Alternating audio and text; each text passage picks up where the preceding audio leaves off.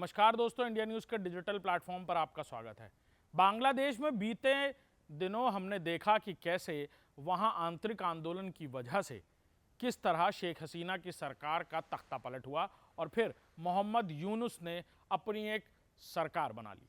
हालांकि इस सरकार को अंतर्राष्ट्रीय स्तर पर उस तरह की मान्यता नहीं मिली, क्योंकि पाकिस्तान ने पूरी तरह समर्थन देकर इस सरकार को न सिर्फ डिफेंस सिस्टम बल्कि सरकार के एडमिनिस्ट्रेशन सिस्टम को भी मजबूत करने के लिए खासी तैयारियां कर रखी थी। लिहाजा मोहम्मद यूनुस की मजबूरी थी कि पाकिस्तान की आईएसआई के इशारे पर चला जाए। वहीं अब मोहम्मद यूनुस सरकार की तरफ से कुछ ऐसे फैसले किए गए कि देश में फिर से आंतरिक अस्थिरता का माहौल बन गया है और इतना ही नहीं, फिर से मोहम्मद यूनुस की कुर्सी भी अब खतरे में आ गई है।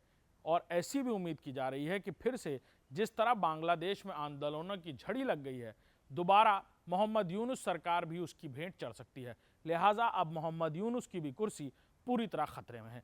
बीते दिनों मोहम्मद यूनुस सरकार की तरफ से एडमिनिस्ट्रेशन को लेकर खासतौर पर बड़ी नौकरशाही में कुछ तब्दीलियां की गई।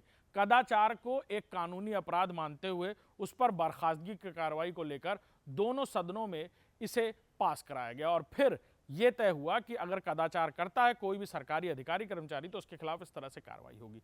जिसके खिलाफ सड़कों पर उतरे तमाम लाखों और हजारों की तादाद में सरकारी कर्मचारियों ने वहां के सेक्रेटेरिएट, वहां के सभी सरकारी संस्थानों पर बड़े बड़े ताले जड़ दिए।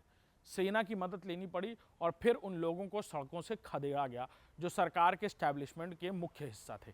सचिवालयों पर ताले लग गए और इसी तरह कई सारे सरकारी दफ्तर महीनों बंद होने की कगार पर आ गए हैं। कई सारे अधिकारी और कर्मचारी काम पर नहीं जा रहे हैं और पूरी तरह हड़ताल मोड पर चल रहे हैं।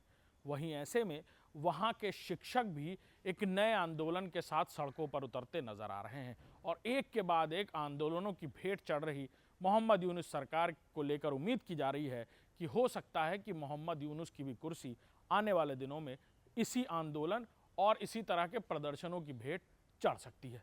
नमस्कार।